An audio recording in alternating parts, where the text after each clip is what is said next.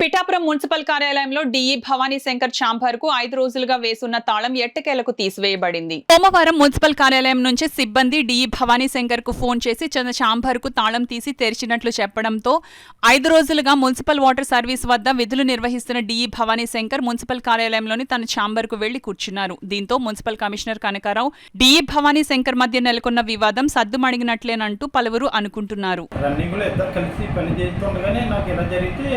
ఇలాగ హాస్పిటల్కి వెళ్ళిపోయాను అంతే. మేము నేను చేసి 3 నెలలు 4 నెలలైనా నేను ఆయన దగ్గర చేసింది 20 రోజులు అంతే, ఒక నెల రోజులే.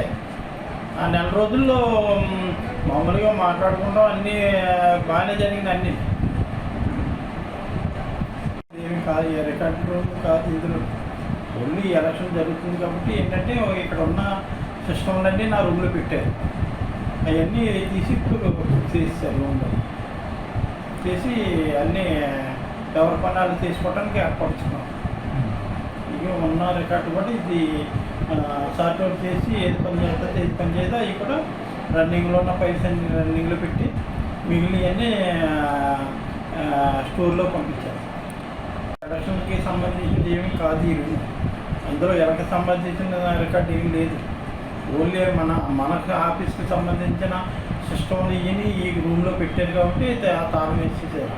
అవి మళ్ళీ తీసి ఇప్పుడు ఎవరో యథాస్థితికి వేసి మళ్ళీ రూమ్ 1 డేలో ఖాళీ చేసి ఇచ్చారంటే మన సామాన్లు తప్ప ఎలక్షన్ అయితే ఆలయ సీల్ చేస్తారు కదా.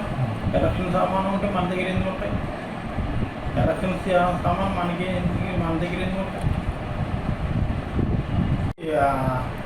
ఐరాజాతితో కలిసి ఎలా కావాలంటే ఆయన చెప్పిన పద్ధతిలోనే మేము డ్యూటీ చేసుకుంటూ వెళ్తాం. అంతేగాని ఆయనకి నాకు గొడవలు అలాంటివి పెట్టుకోం.